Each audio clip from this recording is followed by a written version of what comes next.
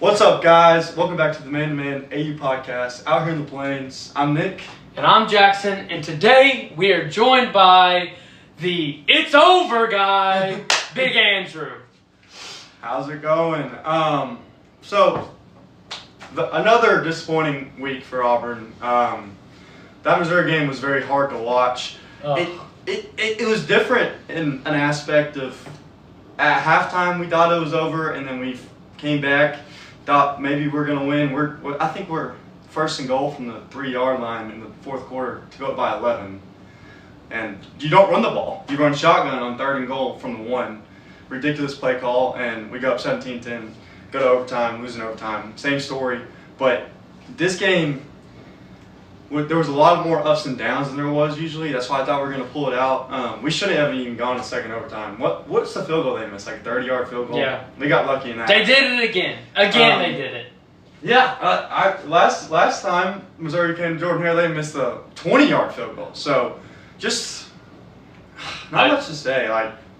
I genuinely think that Missouri game from freshman year, that had to have been like the funniest football game I've ever watched in my life. I thought we were going to see some shit like that again. This might be a close second. This game was pretty damn funny. Except that we lost. Hugh Freeze, why is he still employed at Auburn University? I don't know. My guess is maybe they've already worked out a deal because of his health concerns and they're going to do it at the end of the season, or maybe they still trust in him. I've heard rumors that there's some boosters that still like him and still want him to be the coach, which if you think that, then you don't know ball, because he's the reason that we are 3-4 right now. So he's getting carried by his talent. It's just so frustrating to watch this every freaking week. I really crashed out after this game. I had to, I don't know, it's just The officer had to kick us out of the stadium after the game. That's how bad it was. I mean, were you sitting there with us, Andrew? No, I left right after with Joe. I was like, you know what? I don't want another incident after the No more fighting. No more fighting. Me, Jackson, and Zach were sitting there for, it must have been 10 minutes after. We were still sitting there. And they're like, all right, leave. All right, leave. Maybe we'll get on Auburn Barstool. I don't know. But I already did last year after the Arkansas game. Yeah. I mean, to watch that 30-yard penalty happen, and then I felt it then. I was like, all right, well, we just lost the game. It's still in regulation. We went to overtime. Guess what? We were not positive in overtime, over all yards at all. I think we had one positive play in overtime. We went negative? We went negative. Wow. In those 2 overtimes. And it was just brutal to watch, especially to watch us try to attempt what was that, like a 45-yard field goal? The guy's 100 pounds! He's 100 pounds! I was just to bring that up. Like, I think the one part of that game that pissed me off the most was when Hugh Freeze, obviously Hugh Freeze, because I don't know who else would be responsible for that. But you're trotting out a kid who was been in and out of the hospital for the last 2 years. Yep. The kid weighs 100 pounds. He doesn't even have a large intestine. No, he doesn't. And somebody, I assume it's Hugh Freeze, decided it was a good idea to trot him out and kick it. What was it, like 40? It may have been a 50-yard for all I know. Yeah. The same kid that had just missed 2 chip shots. And let's not forget, Hugh Freeze at the start of the season said he's good within 35. After that, it's done. He can't make it. And then you trot him out there. I think another big thing, I mean, the whole staff is going to get fired, but fire the special teams coordinator, because he does not know ball. And the special teams is the worst it's ever been since I've been an Auburn fan. Just field goals in general over the past 3 years have got to be some of the worst in history. We've always been extremely talented at kicking. Yeah, I mean, it's tough because, I mean, like, this game, I'm not going to dog on Alex McPherson, obviously, because he had never missed a field goal for Auburn before that other day. But, I mean, again, I feel like that's just got to be an indictment on coaching. You got to, like, especially with the way that the kicker position has evolved nowadays and the amount of talent that's out there now. Like, how can you not find a guy that can kick it over 40 yards? Mm-hmm. And I'm just tired of this point. Consistently not find a guy. Yeah. And, like, one of, like, the small things that made me upset was I watched Omar run in for a touchdown, one play, run in for a touchdown, him come off the field. Every single one of the players are dapping him up, going, let's go, man, getting hype. And Omar doesn't come in again. Not a single snap. He doesn't. And I get it. This season's sold. There's no point, all right? Play for future. Play for something. Change something up. Because right now, this team is broken. The mentality is broken. The belief is broken. No one believes that even if we're up by 2 possessions, that we can win a game. We went out on overtime. We got 25 yards to go, and not a single player thought they could get one of them. One of them. And again, Jackson Arnold, get rid of the ball. When the game's on the line and it's 4th down, don't take a freaking sack. It's so frustrating to watch. And I think, I think Nick, it was one of you two. I showed you this clip. It was, of course, it's Brandon Walker. Had to be out there spitting facts, unfortunately. But it was like, obviously we were at the game, so we didn't watch it on TV. But apparently during the game, like the broadcast cut down to like the sideline reporter. It was like a little bit into the second half. Now, if y'all remember, early in the second, maybe it was like later, I don't remember. But there was kind of like a 50-50 jump ball to Cam Coleman. They didn't throw a flag, which again, like I'm not too mad. I felt like that was kind of a 50-50 play. Yeah. But it's just the way that like the tone gets set at the top, because the sideline reporter, like when they check in after the second half, she was saying how like this sideline, like the players on this sideline are absolutely like after that no call PI, like they're dead. There's zero energy on the sideline, and you can't convince me that that's not a coaching problem. And like it's, being mentally tough is something that gets taught. Like you obviously, what like all of us have played football before. Like you're gonna handle adversity during the game. Mm-hmm. You've got to. It starts at the top to be able to like remain professional and coach your team through hardships. Like not everything's gonna go your way. Mm-hmm. Like Hugh, it was the same exact story after the after the Georgia game. He has a call not go his way or something unfortunate happens, and he just hangs his head, wallows, and it's like, oh, I'm the victim. Like Auburn just keeps getting targeted, and I don't know. When you're such a high level coach like that, and you're coaching at a program like Auburn, like there's no excuse for that. You got to be able to teach mental toughness to your players, and especially whenever you're in a stadium that is rocking. You're around fans that have finally, once again, put faith in you. You've got 5 stars littering your roster. I mean, the pieces are there, and it's like we're blinded. We're blinded to be able to see them. We gave them a great environment every game, and this is what we get out of it. Another game, by the way, where we win the turnover battle, but still lose the game. And to me, like that's finding a way to lose. The fact to keep Hugh right now, just because of whatever reason you can't give me a reason that's good enough. The players have earned more. The fans have earned more than just saying, let's send the rest of this season. We'll make it out. We'll see what happens next season. We'll get a new coach, whatever. No. You act now. We've been in Auburn situations where we've hired a coach too late, okay? And I don't want to be put in that situation again. If we know that, hey, if he loses the game at Arkansas, he's fired, then he's already fired. It shouldn't have. It's not one game. He's a dead man walking. 3 season in, it's not one game. The big problem with me, with management and John Cohen, is not saying anything after these 4-game stretch. You saw FSU and Wisconsin come out and make a statement. We're not going to make a change till the end of the season. We'll decide at the end of the season. At least say that. Don't go completely dark. And also, I don't know how true this is, but Hugh Freeze said he hasn't talked to John Cohen since Saturday. That's ridiculous. I think. And he was begging him for a statement. He was begging him for a statement in a interview. Yeah. You're bringing that to the interview live. What are we talking about? Yeah, he was like, it'd be nice to have some support from him, but I don't know what. It's just really hard to watch it. I mean, I'm gonna be excited again on Saturday, but. Just like we all are. It's tough, man. The state of the program is very bad. I cannot stand the fans that are still backing Hugh Freeze. Like, there's no way in hell that he should be employed right now. If you can't get your job done, if you don't meet the job requirements, you get fired in the real world. So he should get fired. I It's nothing personal. He's not a good coach, though. I think he's a bad coach. I think it was on like Twitter yesterday about. Fun enough, I think it was like a Florida or an FSU fan talking. They're in the same position as us. But I think it needs to be a new thing in these coaches' contracts where you got to have some sort of like performance benchmark. Where if you do not hit this performance benchmark, then they can fire you with cause and not have to buy under contract. Or again, like work it out in a way where like you only got to pay a portion of it. Yeah, especially when we're talking about these major conference or these major deals that people are signing, where it's like people want to throw out 10 years to a guy, and 2 years in, you fire him off the extension.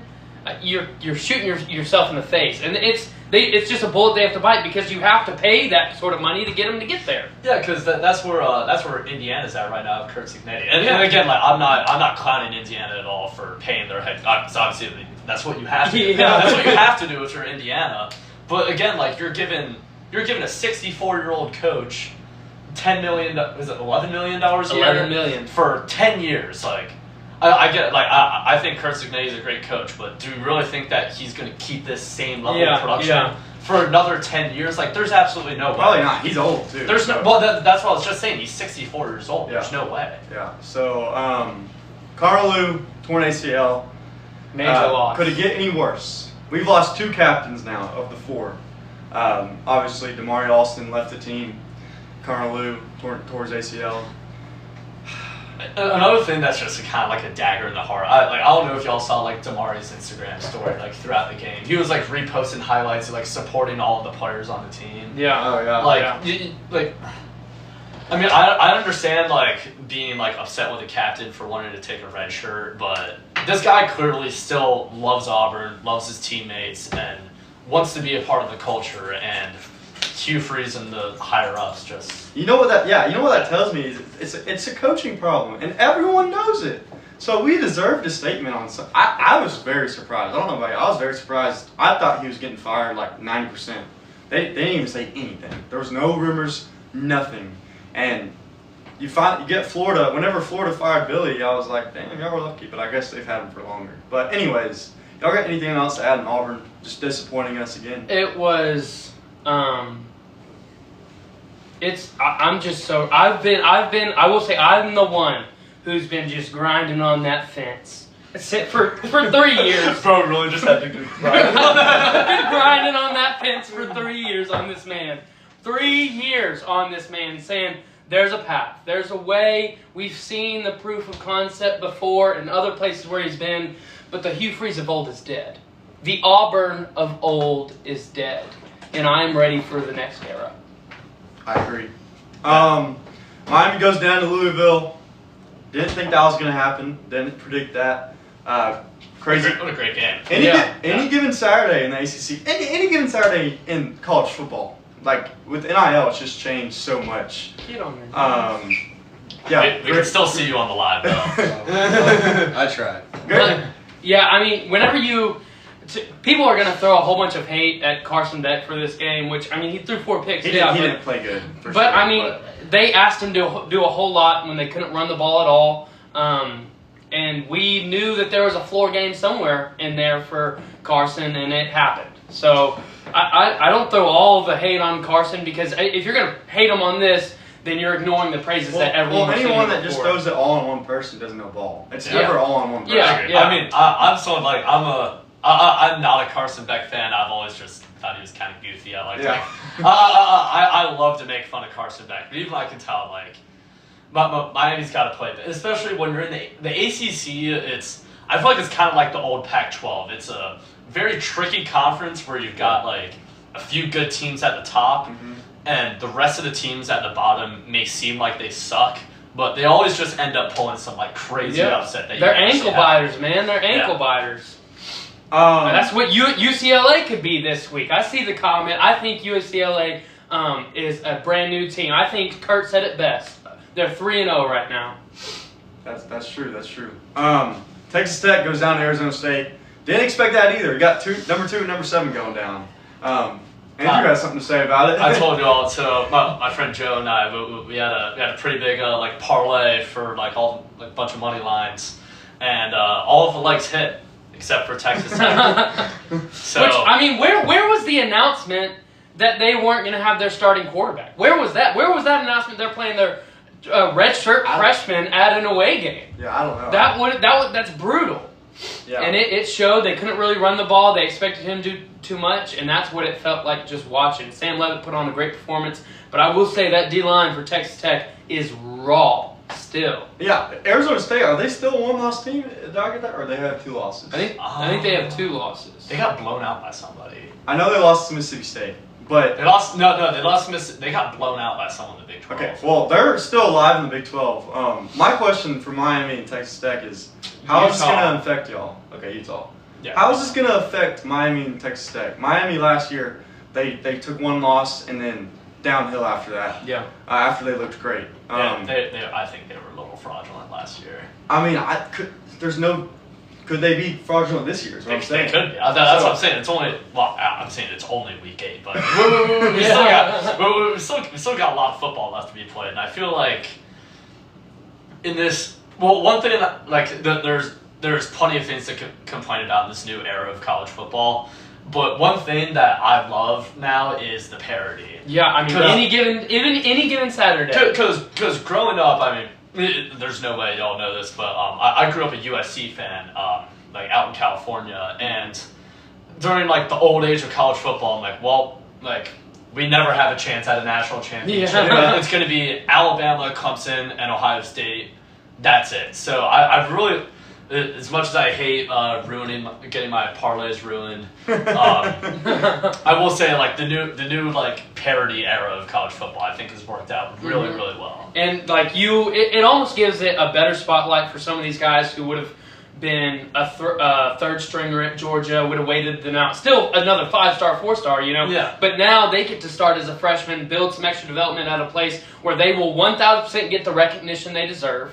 You know, they'll be beloved by that college or wherever they go to, and then still have a shot at the NFL. Yeah, because in this new system, every single player basically gets a chance to prove themselves. Mm-hmm. Like if you think about it, like how many backups do you think like rode the bench all these years at like Ohio State or Bama or something like that? Like these guys could have been like perennial NFL Pro Bowlers, but since they never got their chance at the school that they were at, well, we'll never know. Yeah. Kirby does it again. Georgia's down. Georgia's down by double digits. Find a way to win in the shootout. Georgia will win they can find a way to win any type of way because they have the best coach in college football, and it's really hard to watch. I didn't want either team to win. I wanted Ole Miss to win more, but Georgia's good. It could be Georgia and Alabama again in the SEC championship if things go a certain way, which sucks. Ugh. But I don't know. My takeaway is Kirby Smart is the closest thing we have to Nick Saban. He's I was mentioning my friend Brian from Georgia who stayed with us for the UGA game. He does some like equipment or like statistical work for like the UGA football team. Okay. And he says like he gets to come to practice occasionally. He said the one thing that just like impresses him the most is just the way that Kirby runs his like program. Yeah. Just like he says like he runs that while it may not seem like it to like from the media based on the off the field stuff, but on the field like he runs that program like it's the military. And there's a reason that UGA in games when they face adversity and they go down by double-digit points, their team doesn't fold. They fight back and find a way to win the game. Yeah. Like, can you name a time the past 4 years when Auburn has done that? No, I can't. Fought back. We maybe have come back, but not fought back. That's for dang sure. Well, we kind of fought back against A&M last year, but we blew a 21. Yeah, we blew. To begin with. So like, I wouldn't even call that fighting back. They needed Gunner's ceiling game and they got it, and that is just who Kirby is. He's gonna do everything he can to win, and he's gonna pull out the win because it's just frustrating. You can't point to a player on that team. You can't point to a single play. you point to the coach because that's all you can whenever you have a coach that is that good. God, if we had Kirby Smart right now, which would never happen in a million years, we'd be undefeated. We would be. We would be undefeated. Because I think... We'd probably be the new Georgia right now if we had. I think you could make an argument that we have better talent right now than Georgia, which is insane. You could definitely make the argument. Like the fact that you could make that argument is ridiculous. We have a better defense. Our wide receiver core is definitely better. I think we've got a better running back. I mean, the only thing that holds us against is our O-line and quarterback. But again, with Kirk, we're watching Gunnar Stockton play with his balls off right now. He's making every pass. And you asked me before the season if Gunnar was that good. I'm telling you no. No. Because he's not. He's not. If you put him anywhere else, he is not that good. Yeah, we both had him like 9 or 10 in our QB rankings. But think of Stetson. Think of JT Daniels. I mean, these guys are people who weren't that good of quarterbacks. And magically Kirby, a defensive head coach, molds them into them. And look at Hugh. A QB guru. What a fake headline. That was fake news. QB guru, my ass. Another team we didn't want to see win, Alabama gets a win. And honestly, this might be a hot take. That might be the best game they've played all year. They just handled a playoff team. Because I think Tennessee's a playoff team. Maybe not anymore because they got to win out, but that game wasn't very close. I mean, Tennessee had a chance late in the first half to go up, and I think they're on like the 2-yard line, and they threw a 98-yard pick six or whatever. Yeah. And it was over after that. So, Alabama's good. They're a top 4 team again. It sucks. Vandy gets another win. They're top 10 for the first time since 1947. They were worried about World War II last time they were ranked in the top 10. World War II. It's wild to me, man. I don't like Vandy. I don't like Vandy anymore. Like, just because they're way better than Auburn. It's not fair. Significantly better, and especially whenever you've got probably a good chance for a Heisman as your Alabama quarterback, especially just watching the game. It's not a good year for us. Not a good year. When has it been? When has it been a good year? No, I'll talk that. 2019? Obviously, I know y'all aren't me being an Ohio native and probably the #1 Ohio State hater in the entire state of Alabama. Ohio State looks absolutely unstoppable. They look like repeats. They look like repeats. I hate it so much. Ohio State and Alabama are like looking like the 2 best teams in all of college football. That could be the Natty, and I'm sorry to tell it to you. I'm rooting for Ohio State if they play Bama in the Natty, but again, like normally. Might as well just turn off the TV. At that point. Like a few years. This is not Georgia and Bama. Yeah, like a few years ago, if like Bama and Ohio State put each other in the Natty, I would have said Bama in a heartbeat. But now I think I'd just put a bullet through my head. Billy Napier finally gets fired after beating Mississippi State. 3rd time that's happened in the last 5 years. Gus Malzahn, Jimbo Fisher, Billy Napier. Kind of crazy. That's disrespectful. Mad disrespectful to Mississippi State. But Billy Napier's finally gone. Who do they go after? I'm thinking Lane Kiffin might be one of their options. I don't know if he'd come. I think a lot of people are pushing Lane, and I don't know if he would come, but you definitely got to call him. With what everyone's saying, it almost feels like there's something I don't know. You know, feels like people are seeing. Florida's just Florida. Yeah, Florida's a great job. So I don't know, because this is like a thing you got to think about if you're Lane Kiffin. I was saying the same thing about Brian Kelly when he left Notre Dame for LSU. Think about it. If you're Lane Kiffin, how long has he been coach there? Is this 2020 or something like that? 5 years or something. At least 5 years. At least 5 years. Yeah. He's been there for about like five or 6 years, and he's already Ole Miss royalty.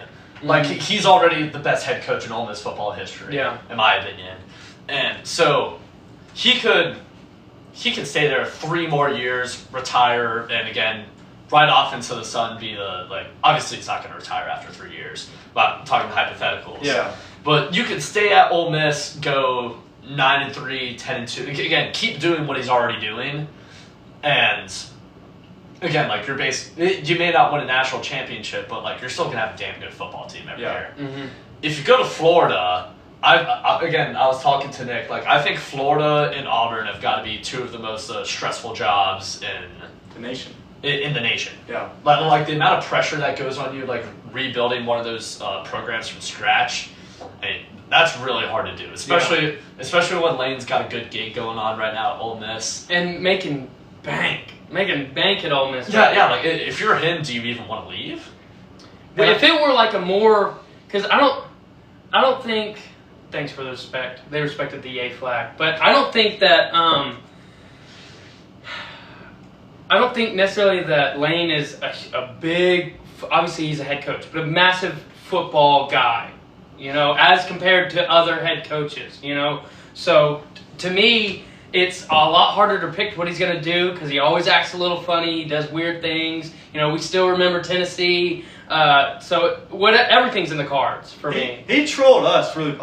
I think honestly he was going to take our job, the Auburn job, 3 years ago, and then for some reason people say it's his daughter. Other people say he got a better contract from Ole Miss. He didn't. But I think, in my opinion, at one point he was going to take. So here's a story. Here's a story that I heard.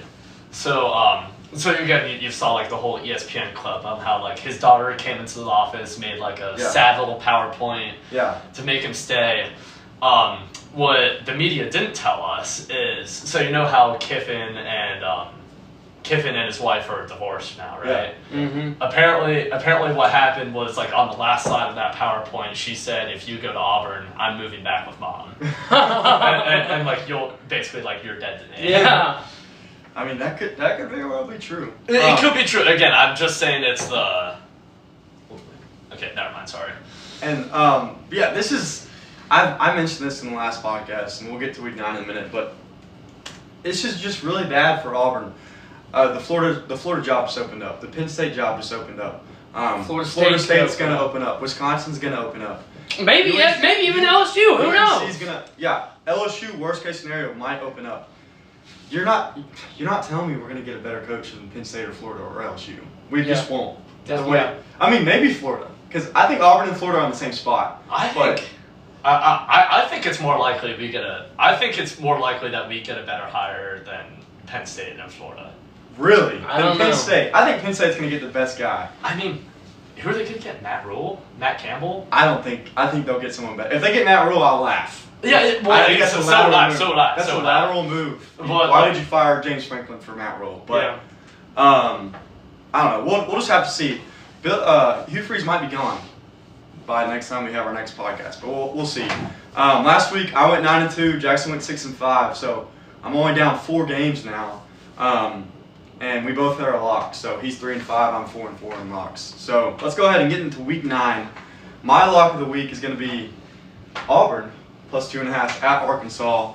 I'll get more into it a little bit, but basically we own Arkansas. I know it's a scary matchup with their offense and how our offense doesn't really do anything, but I just can't pick against us. So I probably could say Auburn money line at this point, but I just can't pick against us going into Vietnam.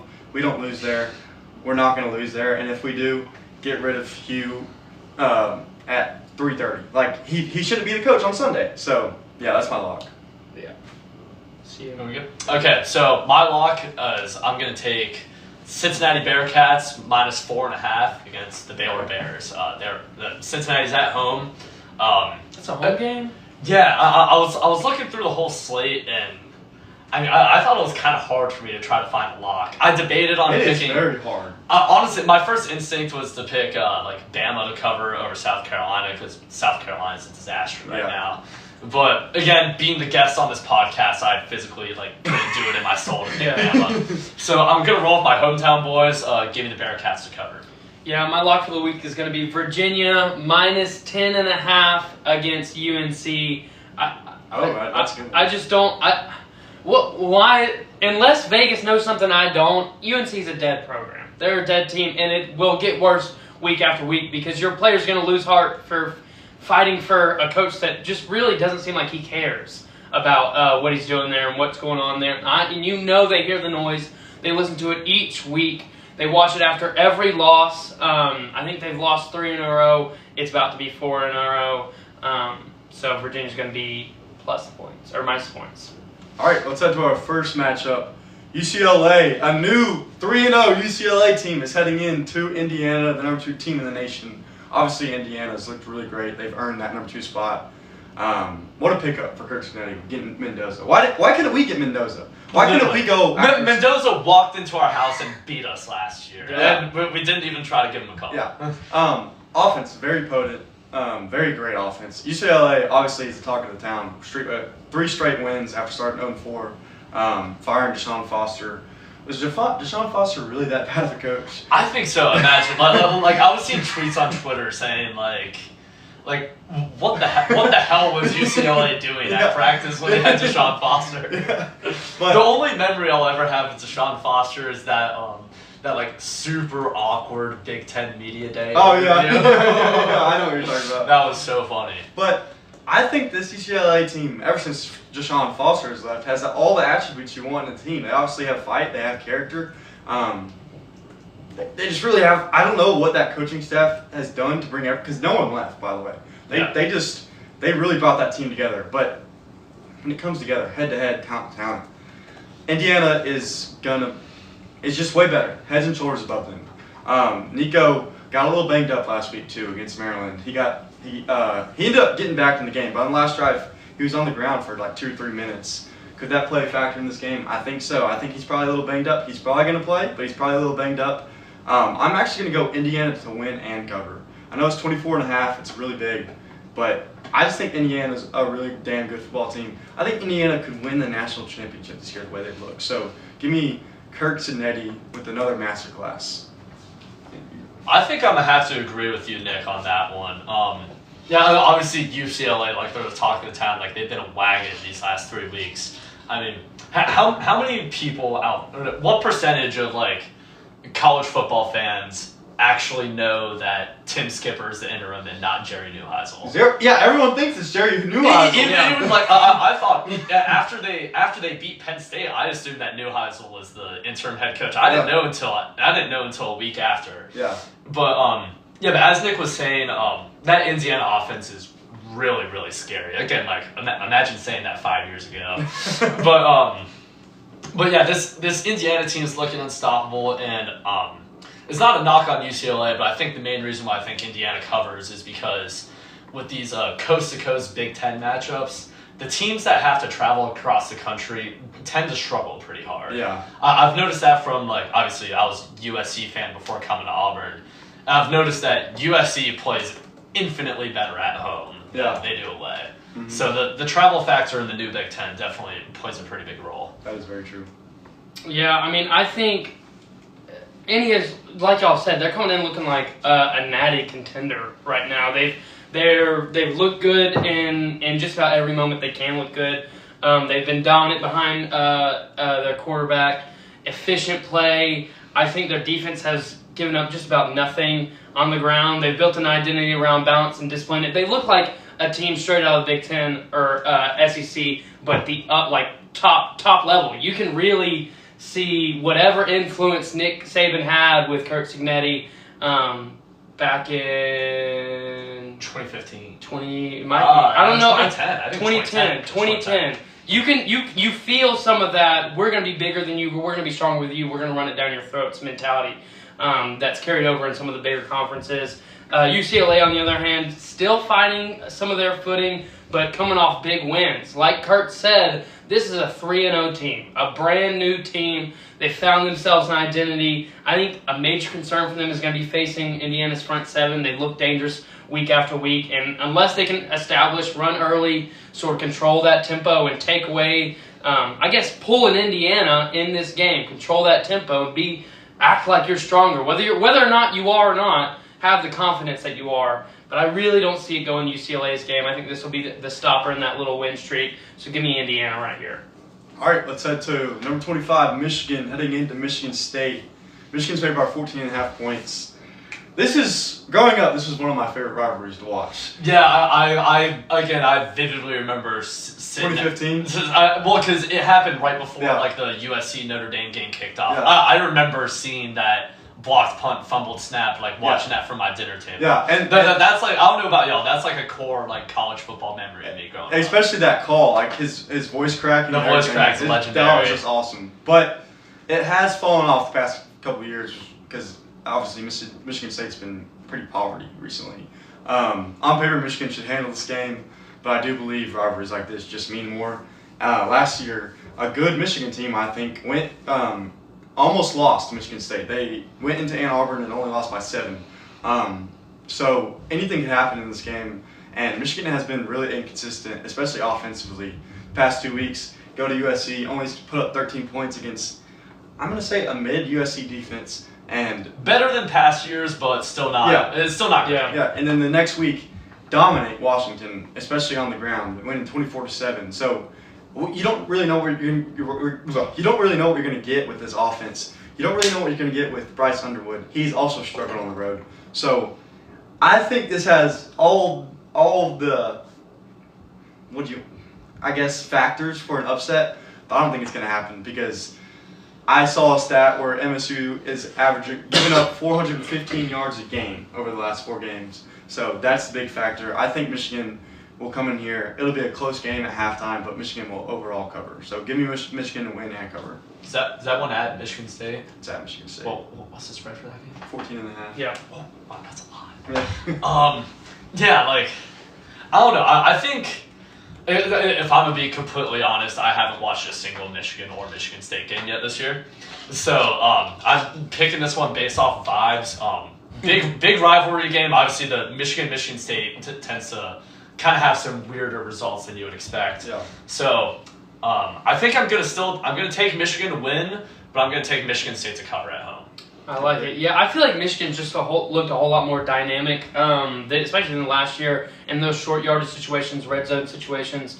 Their defense has still remained the backbone. They've been fast, very disciplined, and I think they can take over games if the pressure surmounts. If they start building, they get in a little flow state, they can put pressure on teams. Michigan State still feeling that rebuild. I feel like there's been some improvement, but at the end of the day, they haven't really taken a jump since last year. I think rivalry games always bring a whole lot of emotion, but Michigan is just one of those teams that control the ball. Whether they're going to lose the game trying to control it or they'll win, more likely or not, they're going to win, and they can control tempo in this game. Give me Michigan, and I think they cover too. All right, let's head to number 18, USF, heading into Memphis. USF is a 3.5-point favorite. Huge game for Group of 5. Huge game for this playoff, really. After Memphis' loss to UAB last week, they need to win. They need to win out to have a chance, and obviously this win would catapult them back in the top 25. If USF loses this game, they're out of the playoff discussion. But if they win it, they're firmly going to be the Group of 5 favorite. So it's very crazy. I think the UAB game was a classic look-ahead spot. I'm not going to put a lot of thought into that. I still think Memphis is a damn good ball team. This is a team that blows out teams. They beat Arkansas at home. I mean, Arkansas is maybe not like they're not still an SEC team. Yeah. They're not the best team. They're not the best team, but like they're still a respectable opponent. Great offense. Like a Group of 5 team beating them is still a major accomplishment. And USF went into the swamp and beat Florida. So these are 2 teams that have beat SEC teams. Yeah. Like I said, this is very important for the playoff. I think Memphis is gonna have a bounce back week, but USF is just killing people. I mean, their offense is crazy. Yeah. I mean, it seems like they're averaging 50 points. So give me USF to win and cover. Nick, I think I'm going to have to agree with you on that. I think USF's looking like a real good team this year. I really like Alex Golesh as a coach. I don't know. I don't think he's exactly someone I'd want Auburn to hire, but I still think he's a guy where he could go to a Power 5 program and have a lot of success there. Tennessee's missing him. Yeah. Wait, did he used to coach for Tennessee? I think he was a coordinator, offensive coordinator whenever what's-his-face was there. Okay. Yeah, but I think USF's a really good team. Their quarterback is it Bryce Brown? Byron Brown. Yeah, Byron Brown. Bryce Brown's an former Auburn basketball player. Byron Brown is a dog. That offense has looked really good. I don't think Memphis is a bad team by any means, but I think ever since they beat Florida at the Swamp, USF has been my Group of 5 pick to make the playoffs. So I think I'm going to keep rolling with them. I like it. Yeah, I feel like we've really watched Byron Brown's growth as both a passer and a rusher. He's added that sort of dynamic ability. He's able to get yards on either way he goes. I think the Bulls' offense, like you said, explosive, creative. really just blown out of the water. Really surprising. They blended tempo with that sort of speed option looks, and that'll really put stressors on the defense, put stressors on that front seven. Really, either way. I mean, it'll still put pressure on the secondary because he can get the ball out there. What's really made the difference, though, is I think their defense has finally caught up with UCF. I mean, yeah, they're blowing every team out, but also they're holding teams down. Memphis, on the other side, has remained dangerous at home thanks to Seth Hennigan's veteran leadership on an offense that can still put points up in bunches. They've maintained that aspect. I think the Tigers are going to have to figure out how to slow down UCF's pace, figure out how to bring them back to earth, because right now they are soaring above. And because of that reason, I'm going to go with USF right here with the cover. All right, let's head to Alabama, heading into South Carolina, a top 5 Alabama team again. Hard for me to say that. Brutal. They, like I said earlier, they looked like, I think that was their best performance of the year. I went back and had a chance to watch it. They look really damn good, and this is a team I quoted earlier saying there's no way this team can win a national championship. They can win a national championship. South Carolina is having a disaster season after what I think you did too, including me. We thought they would insert themselves into the SEC conversation.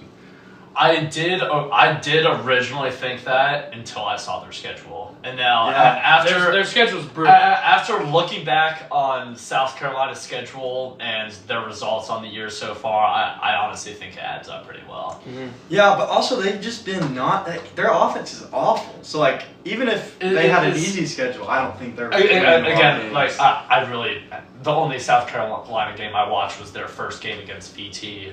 But like I know that Sellers has been battling injuries. Like, has he been playing at 100% recently? Well, his O-line has just put him in the dirt every time. To be fair, he's been murdered. To sum it up, he's the only bright spot. Yeah. Everything, his receivers drop balls. We need to go get Lenore Sellers. Go get Lenore Sellers, Auburn. Well, this is off top. How do y'all feel about hiring Shane Beamer? That's a conversation for another day. Yeah, if he goes anywhere, he's going to VT. He's better than Hugh. He's better than Hugh. We don't have proof of that. But anyways, I think these 3 years are proof. But that's not the conversation. Not the conversation. I mean, we have the same record right now. But anyways, the only thing that's going against Alabama. Who's more talented? Anyways, the only thing that's going against Alabama in this game is obviously we know DeBoer's Alabama's team have been known to sleep for smaller games like this. But maybe that was just a year 1 issue. But then you say, well, it can't just be a year 1 issue because it happened against Florida State in week 1. So as I was going through this game, I'm like, obviously Alabama covered, right? But you know what? Give me Alabama to win and cover. I'm not gonna pick them not to cover just because of what happened last year. Like I can't form opinions of a team this year that happened last year. So give me Alabama to win and cover. But I don't know. It could be a close game, but I doubt it. I'm gonna have to agree. Wait, Nick, have I been tailing all of your picks? I think so. I was gonna say I think we've had the same picks every time, but I unfortunately agree. I think Bama's gonna win and cover. I think my only hope for South Carolina this game is that Willie B voodoo magic that sometimes happens. Yeah. I mean, South Carolina can be that's a 2:30 game. It's still Cocktober, man. It's still Cocktober. It's still Cocktober. I mean. Cocktober, speaking of, y'all see that porta potty video? Yeah. That's crazy. But yeah, I think my only hope is, Shane Beamer, he can get his guys pumped up for these big games at home when you've got like these giants walking in. But I don't know. I straight up think South Carolina is just not good enough. Yeah. I think even with all non-football factors considered, I think Alabama just overpowers them. Yeah, I am right there with you with the sweep. I think Alabama's system has just gotten a whole lot more open, creative this year. They used a lot of tempo and spacing to sort of get those receivers open, where in some spots they couldn't last year. On defense, Alabama is still elite. They've improved the rushing game as well from last year. They're not going to get it the same way that every other team's done. They're not shooting down the middle. They're not doing anything. I think Jeremy Bernard was their biggest rusher last week. They're going to use alternative ways to sort of get those yards somewhere else. I think their front seven, like I said, it's been relentless. Secondary is filled to the brim with future pros. This defense is not. I can't. It's so frustrating to watch. Their front seven is disgusting because they will get back there, and I'm already thinking about the Iron Bowl right now. But anyways, I think South Carolina, on the other hand, they've shown flashes, but they've just put Norris in the dirt over and over and over again. They've hurt him. They've got no O-line that can really stop anything. Alabama's 7 will get after him. I don't know if he'll make it through the game. I've got to go with Alabama right here and with the cover. All right, let's head to number 11, BYU heading into Iowa State. Iowa State is favored in this game. BYU obviously off the big win in the Holy War. I called that game, but I wasn't very confident, and they looked great. Iowa State off 2 losses in a row, but they are off a bye week, so maybe they short up that. And I'm sure they've been watching a lot of film the past 2 weeks on BYU. I think this is going to be a really close game because it's the Big 12. And it's always a close game in the Big 12, especially with the contenders. BYU could win the Big 12 this year. That's crazy to say. Tell me that 5 years ago. BYU wasn't even in the Big 12 5 years ago. So that's just wild to say. But like I said, I think it's going to be a close game, and that's going to be the big factor. BYU is 3-0 in one-possession games. Iowa State has 2 losses in one-possession games. Give me BYU just to keep on finding a way to win. BYU with the upset. All right, about time to switch it up. I'm going to go with Iowa State to win. Only 2.5. Well, yeah, only 2.5 point spread. I'll take them to cover too. My main thing based on this is again BYU last week, huge emotional win, rivalry game in the Holy War. I feel like that game's like super big and specifically because they went through like a drought, not playing each other for a while. Yeah. So yeah, BYU coming off of a big like emotional win against a rival opponent. Iowa State, again, coming off a bye week, they've had like 2 pretty tough losses recently. I think this is like the perfect storm for them to bounce back and beat a BYU team that could kind of be in a hangover position right here. Yeah, I mean, I like BYU's new identity under Bronco Mendenhall. I think they've returned to that sort of defense-first mindset that as a defensive guy, I love watching. They've emphasized discipline. It just looks cleaner, a lot cleaner football, very physical. But they prioritize ball control. Big key for them. I think the Cougars have looked super sharp fundamentally, especially on defense. Offensively, BYU's leaned on their steady run game. Is that going to be there? But they've also relied a whole lot on smart decision making through the air. Again, is that going to be there against a better defense? I don't know. I think on Iowa State's side, they've still looked balanced. They're coming off those 2 rough losses, like you said. And because of the bye week, because their back's against the wall, and still an open Big 12, I've got to go with Iowa State here. I'm not going to just drop them just yet. Rocco's coming in, for sure 100% healthy. I know it now, and he's going to get that dub. Hey, don't disrespect the Mormons. They'll come after you. They will. They will, and they'll knock on my door for hours. All right, let's head to number 22, Texas. Heading into Mississippi State. By the way, Texas is not a ranked team. I was just about to say, how the hell are they ranked? They're favored by 6.5 points. Texas got outgained by 216 yards to Kentucky. And as Jackson knows and everybody knows, Kentucky's the worst team in the SEC. I'm not putting any stock into Kentucky in that game. I think Texas just had a really, really, really bad game, and I don't think they're that good. I think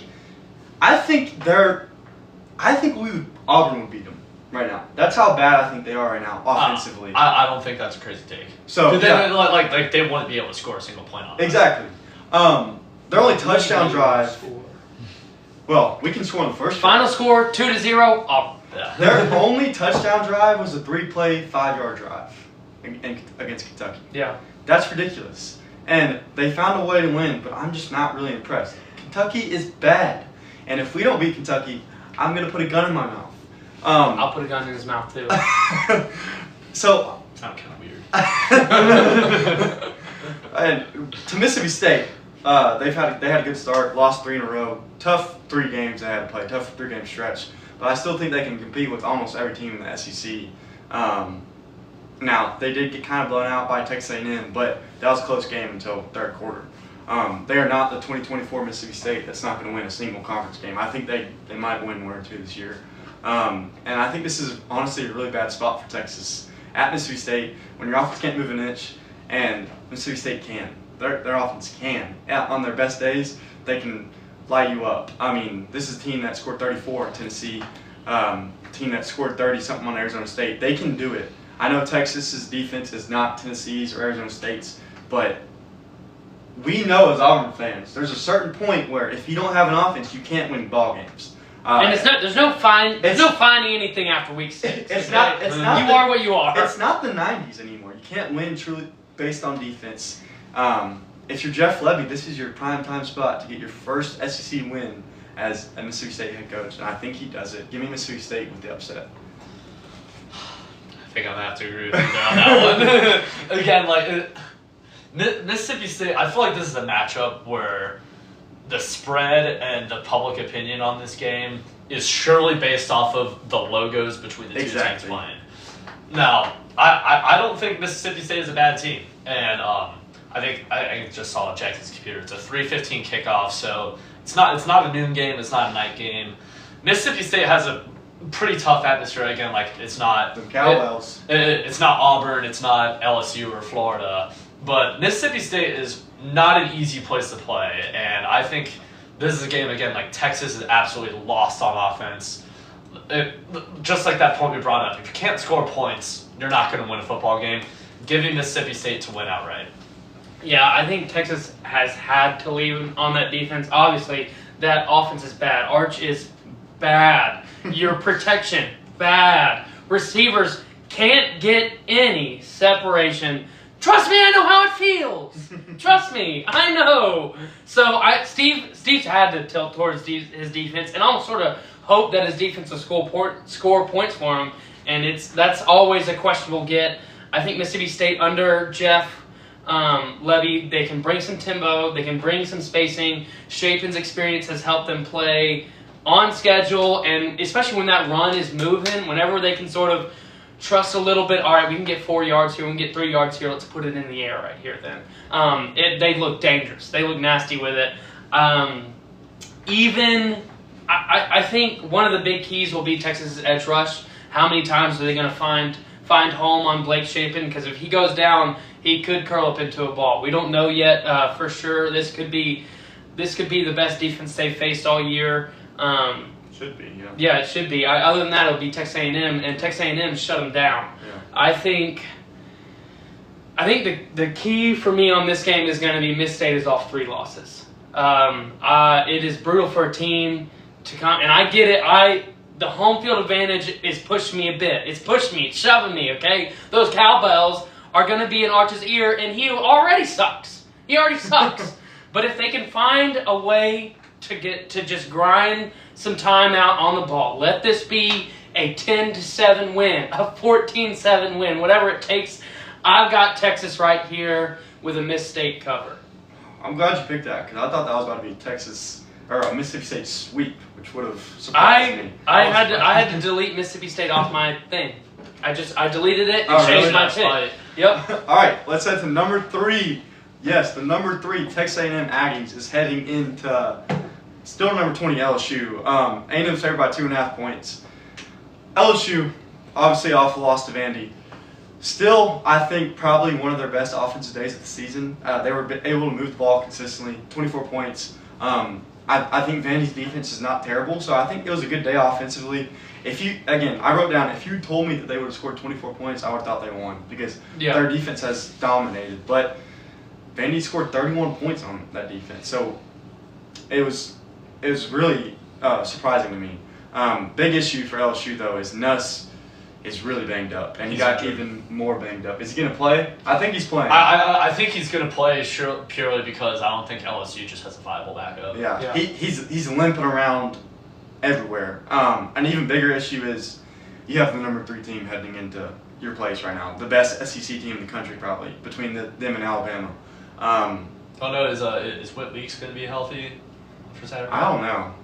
Wes is pretty good. He had a phenomenal game, but it wasn't enough. But this A&M team has won in so many different ways. That's why I'm so amazed, and that's why I'm kind of glazing them.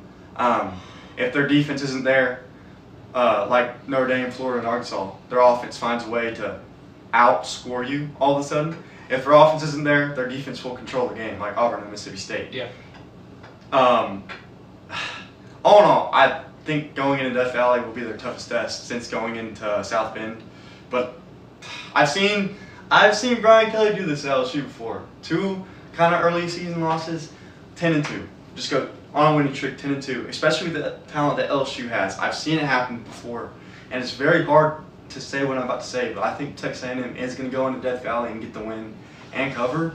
But I am not very confident because going into Death Valley at 6:30 is going to be hard for any team. But LSU just might not be LSU this year. I think I might have whiffed on my LSU prediction this year. So give me Texas A&M to win and cover. I'm not confident. All right. So again, I think the biggest story of this game is Nussmeier and LSU's offense. Nussmeier, I've just seen he's again like the dude's straight up hurt. He's not healthy and has been it's been bad. Yeah, it's not good. A&M has been elite so far, and again like that night game going into Death Valley, like that's scary. And you know A&M loves to do this. They love to be really good. Yeah. They love to make you think that they love to make you think that they're an SEC front runner, and then they just seem to screw it up in the most mind-boggling fashion possible. Yeah. This one's really a coin flip for me. I think I'm gonna have to go with A&M because I think Mike Elko's got an absolute machine building right there in College Station. Yeah, Brian Kelly could very well be on his way out of LSU if things don't turn around. I hope not. Night game that LSU is so scary to pick. I still think I'm going to have to go with the Aggies to win and cover. BKKAK, if you know, you know. Yeah, I think Texas A&M they're just one of the most complete teams right now on either side. Marcel Reed has guided that balanced offense. He's mixed tempo and power extremely effectively. I think that Aggies' offensive line has dominated in late, and especially as the games progress, they've really picked it up. If they drop a sack here or there, or drop a coverage right here, they sort of clean it up towards the end and they make changes. I like that a lot. Mike Elko's defense has continued to set the tone, a complete rebound of what sort of happened in the last few weeks of last season, even in the first couple games of this season. He's really put it on. I think LSU on the other side remains dangerous in Baton Rouge. They found a little bit of an offense, but like y'all said, Gus being hurt is very bad. They have relied on him for all of their offense, and he doesn't deserve that. You know, when the run game's not there and you put him into a pressure cooker, he's not going to be that perfect meal coming out. I think a night game in Death Valley, like you said, is no joke. Ask us how we know. We've been there. We've all been there. And it's loud. It'll add $1 billion to that what's it called? Environment. And so that'll be the one thing that could break me here. I just don't think Brian Kelly's got this game called in his bag. I've got to go to Texas A&M right here. They've looked too complete. So give me Texas A&M for being more complete with the cover. All right, let's head to number 15, Missouri, heading into number 10, Vanderbilt. College Game Day is going to Nashville for the first time in, ever. Don't quote me on that. I could be wrong. But Vandy's favored by 2.5 points. It's 2:30 kickoff. These teams, very similar vibes to me. They've always been, ever since Missouri joined the SEC. They were kind of like the Vandy of the Big 12 back then, in my opinion, and they've just really been, even this year, they've been really similar. Both like teams that really are meant to be underdogs, but have really turned it on in the past couple of years. And it's really hard for me to bet against either of these teams right now because I grew up watching 2010s football where these teams were terrible, and then so you start putting that into your predictions, and then they cut you, and you look like a dumbass. So it's hard to pick against both these teams. I think this is going to be a very, very close game. The spread is right. 2.5. I think it can go either way. The big difference for me here, though, is this is probably the best offense that Vandy has faced since Alabama. Obviously, I don't put a lot of stock into LSU's offense, and they put up 24 on them. And Alabama's offense really had things chugging. Jam Miller ran for 100 and something yards. You're going to tell me that Ahmad Hardy can't do that? I think Ahmad Hardy can. I know we stopped him and Jordan Hare, but I wrote down, I think we could stop Saquon Barkley and Jordan Hare with our defense. Our defense is just really damn good.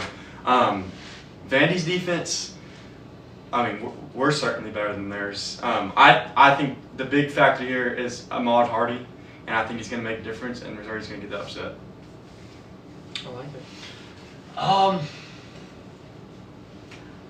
Honestly, sorry, Nick. I really wasn't paying attention to what you were saying because I was trying to think in my head of who to pick. Like, I genuinely don't know who I'm going to pick this game. I don't even have a team written down yet. Yeah. I just decided. Again, I think these are two really, really similar teams. But Nick, who did you pick? You picked Missouri. Okay, good. I was going to pick Vandy anyway. Give me Vandy. I like it. Yeah, Missouri's entering this, coming off.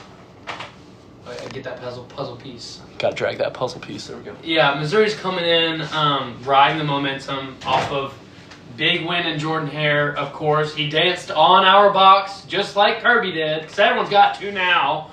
But this is one of their most complete football seasons that I've watched so far, I feel like. The Tigers have leaned on a very physical run game with Ahmad Hardy. He looks every bit of the part.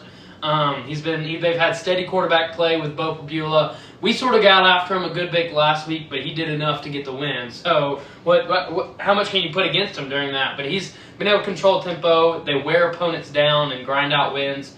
I think their offensive line has been a big strength. We watched it against us. We got after Bo a few times, but still they held up enough. And they were able to find some room in the run game against us. I think Vandy on the other side has become one of 2025's biggest storylines, bouncing off their last year's storyline. They look fantastic so far. Commodores have paired well-coached defense with an efficient quarterback. Diego is that offense. If he's not hitting, they're not going to win. We saw it against Bama. He really lost in that game. But it was really those two if Diego that's all it takes. If he doesn't fumble in the red zone on that one drive, that's a whole different it's a different game because that last touchdown was scored in garbage time. But I think playing in Nashville gives them a big added boost. I think they've started to get some home crowds there. I know it's new for Vandy, but it's helped them turn tight contests their way. But I think Missouri's rolling right now. I think there's a chink in Vandy's armor that we just haven't seen yet. So I've got to go with Missouri right here with the upset. Good pick. All right, let's head to their game of the week. Game of the week! We have number 8, Ole Miss, heading into Norman to face number 13, Oklahoma. Oklahoma's favored by 4.5 points. This is an 11 a.m. kickoff, which I like seeing big games at 11 a.m. Yeah. I love seeing big games at 11 a.m. That's all I'll take. No, I completely agree with that. I like seeing one. I like one big game at the 11 o'clock. The problem is Auburn plays at 11 too, but 11:45. 11:45, yeah. They'll be on one of the TVs. Heck, at this point, maybe one of the smaller ones. I mean, who cares that much? How does Lane Kiffin lead an Ole Miss team? How does a Lane Kiffin-led Ole Miss team respond to last week? A heartbreaking loss where they were up by multiple possessions. I think it's 43-35. So just a game where they probably put their whole heart into. They lost. How does Lane Kiffin team respond? In past years, not very well. I have a little bit more faith in this team. I think Ole Miss this might be the best team he's had at Ole Miss. Will the offense consistently be able to put out against this elite Oklahoma defense? And what I mean by that is, are they going to be able to score at least 24 points? I think there's a shot. The problem for me, for Oklahoma, is I'm not a huge fan of their offense. I think their offense got severely overrated early in the season. I never got the Mateer Heisman hype. I mean, this dude, I know he did play 2 games or whatever, but his touchdown and interception is 7-6. He hasn't played amazing. He might be good for that offense. They found a way to win games off their defense, but I'm not a big fan of their offense. If it's a shootout, Oklahoma will lose this game. The thing is, I don't think it's going to be a shootout. I think Oklahoma's defense will start off strong, and they will ride the wave along. And the offense, like I said, I'm not a big fan of them. I still think they can carry out good enough to win. So I'm thinking probably like a 24 or 28-24 type game where Oklahoma gets the dub. So Oklahoma will win. Ole Miss to barely cover. I think I'm gonna take Ole Miss to win outright. Okay. Because at Oklahoma again, road games at 11 a.m. aren't really true road games in my opinion. Yeah. Well, it is a true road game, but like it's significantly easier. Yeah. In my opinion, because the juice in the crowd just isn't there. Yeah. But again, I don't think Oklahoma's all that good. I was actually, I don't know if I was just coping or whatever, but after we lost to Oklahoma, I was like, oh yeah, they're a playoff lock. But again, I think that was just more me coping rather than actually thinking they were a good team. Ole Miss, tough loss against Georgia last week. I think Lane bounces back. Again, the Ole Miss plays a good, clean game, but my one hesitation about picking this game is with all the talks in Lane Kiffin going to Florida, or some other big name program trying to hire him. I think that could be a huge locker room distraction for Ole Miss, even if Kiffin hasn't addressed it. But like, just think about it from like a player's perspective in the locker room. Mm-hmm. If you're sitting there thinking, oh shit, like my coach might leave after this year. Mm-hmm. Yeah. It's kind of something tough to think about, but again, I don't think we're quite there in that point of the season yet. I think the coaching would become a much bigger distraction if Ole Miss started to lose a few games. Mm-hmm. Maybe that would be a distraction, but I think they're still playing well. The tough loss last week against Georgia. I like them to go on the road and win outright. I like it. Yeah, I think Ole Miss has found a very strong offense in Trinidad. Their defense has still left some question marks. We knew it was going to regress from last year. I just don't think we knew how much it was going to regress. It's not terrible. It's not a bad defense. It's just a very much average defense. We've seen what Oklahoma does when they face a very talented defense. Their offense sort of shuts down, hides in a hole. Luckily, one of those games was against us, so they were still able to win. But the other game was against Texas, where they could only put up 6 points, and it felt like 6 points just watching it. I mean, they've shown progress under Brent Venables, real progress. Obviously, he's got the defense looking fantastic. It's one of the best defenses in the SEC right now. Their offense can find rhythm if Mateer can find space. He looked a little bit more healthy last week. But, I mean, who knows what can happen against this Ole Miss defense. I think we can expect fireworks on both sides. There'll be some big pop plays in this game. I think if Ole Miss can stay clean with the football and limit some of those big plays, then defensively they're fully capable of pulling off this road win. My question is, what version of Mateer do we see? I mean, Ole Miss, like I said before, they don't have the defense that Texas does, where he threw 3 picks against. But he is we know where the vulnerabilities are. Ole Miss watched that game the same way that Texas did, so I'm going to go with the Ole Miss upset right here. Okay. I got to do it. I like it. All right. Sadly, we have to talk about the Auburn game now. Auburn is heading into Fayette. I wrote down in the notes Arkansas was a 1.5 point favorite. It has now shifted to Auburn being the 2.5 point favorite. Why are we... All right, I'm not going to say why. It is very, very embarrassing that we're not favored against a 2-5 team. That's the state of the program right now. I don't care if it's at Arkansas. The fact that we're not favored is disheartening. We own Arkansas and Fayetteville. This is just off the top of my head, but ever since I've been alive, we've lost once in Fayetteville, and that was a 4 overtime game. Every other time we've won. So I'm pretty sure we've won probably 8 out of the last 9 matchups in Fayetteville, and they haven't been close. 2 years ago, we were a bad team, went into Fayetteville, won 48-10. And that was an offense that had KJ Jefferson that was rolling. But for some reason, we just know how to control them at their place. Usually overall, we beat them every year, but obviously they beat us last year at Jordan Hare. This was my lock of the week. You could say it might be a little biased, but there's no reason for me to be biased towards Auburn at this point in the season. We're bad, but Arkansas is bad too. Like, I know their offense is amazing. The big matchup here, it's really interesting. Me and Andrew were talking about it earlier. You have a really elite defense versus an elite offense, and a bad offense versus a bad defense. If Auburn gets in a shootout here, they don't win the game.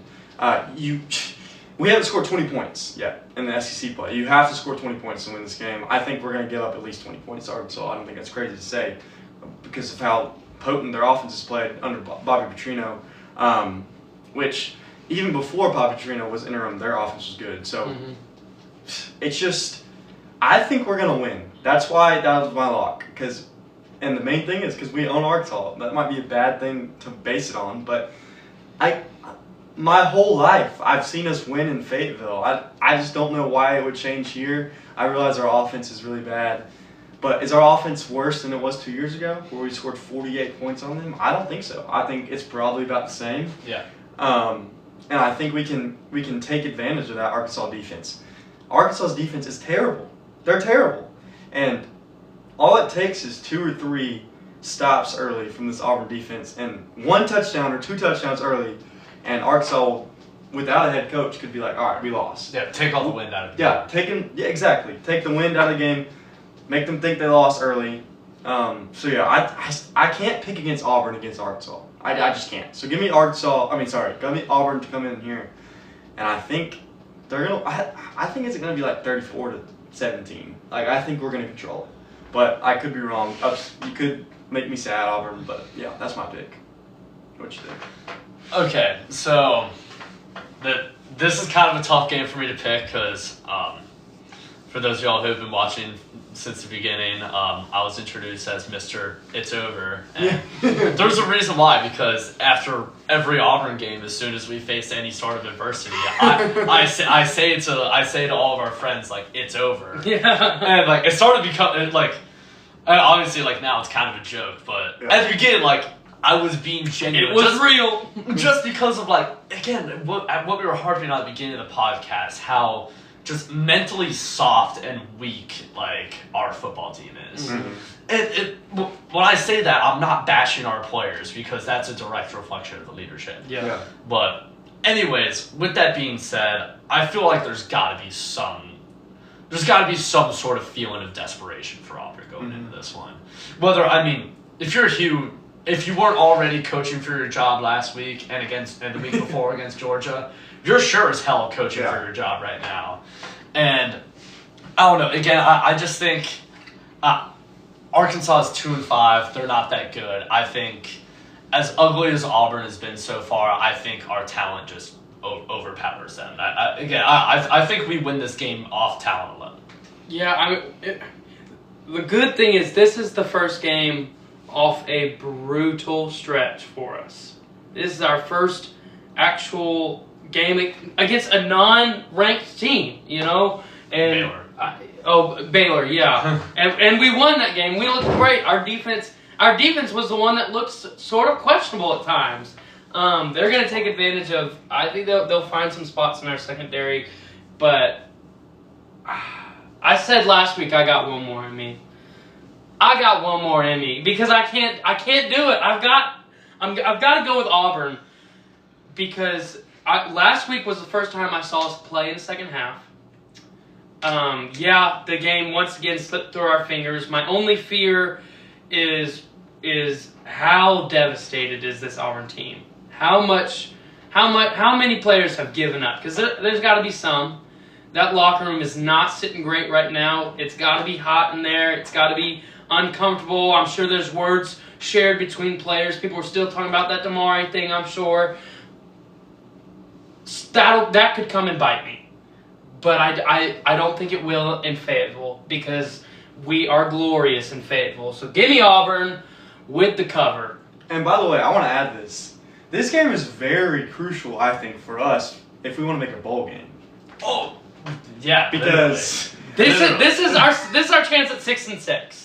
Yeah. This is the chance. We're not beating Vandy. We're not beating Vandy. Well, okay, I won't say we're not beating. We can beat Vandy. We're not beating Alabama. Right now, if I'm predicting us, we are not beating Vandy or Alabama. Yeah. So, and I would hope Hugh Freeze will be gone if we lose this game. But some things I'm hearing is he might just be gone at the end of the season. It might be a health thing. They might work out a contract to deal with him.